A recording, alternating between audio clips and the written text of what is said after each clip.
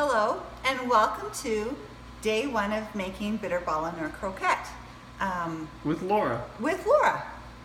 These are the spices that we're going to rub both the pork roast and the beef roast with the first day. We have a salt, nutmeg, allspice, a pepper blend, a garlic sea salt, onion, celery, Worcester, Dutch Maggi, more garlic, beef bouillon, red wine, and some dried beef bouillon. So the first thing to do is you want to take your meats. You're supposed to use cheap meats like a blade or Chuck. a chuck, exactly. But this top sirloin was on sale, so we get that. Then I also have a pork. I like to mix both instead of just having a beef. I like to have both a pork and a beef. But anyways, so what you do is you put it all in here and we probably will just do two at a time. You just start rubbing tons and tons and tons of spices on your meat. Just lots and lots of it. I like to put it in a bowl because then it catches all the spices that might go all over. What's that you're putting on now? Right now, this is nutmeg. Put nutmeg on. Now I'm putting allspice. Can anyone tell me what allspice is all spiced of? It's cloves and nutmeg and ginger. I don't know, something else, but anyways, put that on. Just spice it up. Like, you're gonna think that you're using too much in spices, but you're not. Next, we're gonna use a seasoned pepper blend, or if you don't have this, just use regular pepper, but I have this and I like this. Then for my salt, I like to use a garlic sea salt blend. So I'm gonna just kind of throw it in here, but when I've thrown everything in here, I'm gonna rub it down. And this is onion. Try to make sure that you use onion powder and garlic powder.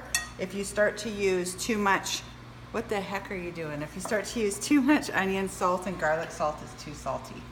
And celery salt, no, I don't think we've done celery salt.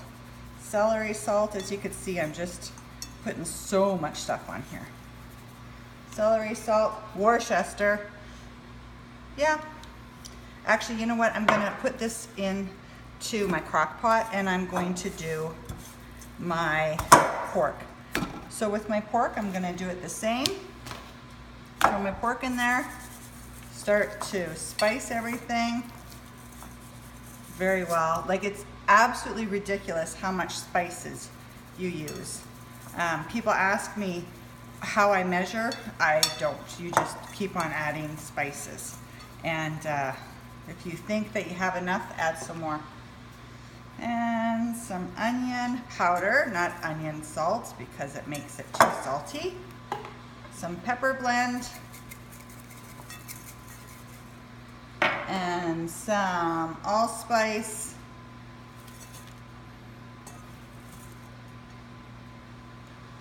And our nutmeg. Doesn't seem like you want to put allspice and nutmeg in your meat, but as any Dutch person knows, you need to do that. So I'm just gonna rub this stuff around on my meat, place it in here. I think I have some string on there. Go like that. I'm gonna take the extra that I have, just throw it on top.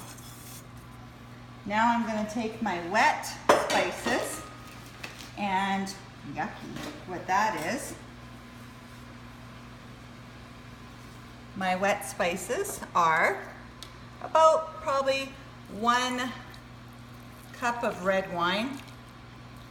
This red wine is wine that I didn't like. Normally I don't have old wine and I wouldn't want to waste it, but I didn't like this wine. Then, yeah, see, don't buy this, it's not good wine. Then I take scads and scads of Maggi and I throw the Maggi in here. It's absolutely amazing how much Maggi and spices you need. But Maggi, then I'm gonna take a spoon. Go away, dog. I don't allow animals in my kitchen when I cook. Yeah, whatever. That's Jackson. Say hi, Jackson, and this is Calvin. So I'll probably use, my Opa never liked garlic, but my mother-in-law calls for garlic, so I kind of do a little bit of each and I use a little bit of garlic, because Opa would roll over in his grave if I use garlic. Worcester, we didn't use any Worcester.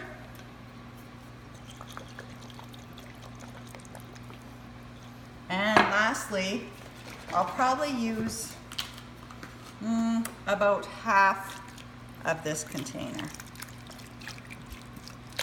Maybe not quite half. And lastly, just to give it a little bit more condensed seasoning, I'll throw this on, which unfortunately is a little bit hard. Another thing that you can do is you could grab onion soup mix, look at me, thank you. You could use dry onion soup mix, but A, I don't have any, and B, in the second class that I'm going to show you, we're going to use fresh onion, so we don't need to use onion soup mix. Once when your meat is all like this, plug the bad boy in. Yes, I know, I'm styling. Plug this in low. I'm going to cook this all night. And I'm going to put a lid on. And then tomorrow, I'm going to wake up and we're going to do part 2. Part 2 is actually taking all the meat with the sauce, shredding it all, putting in a whole bunch of fresh cut parsley, minced onion, mixing all up with flour and gelatin, getting it kind of into a big lump of meat, and freezing it and getting it ready to put it into balls. But that's tomorrow. That's step 2. So in the meantime, just let this cook on low for about 8 to 12 hours, and we'll see you in the morning.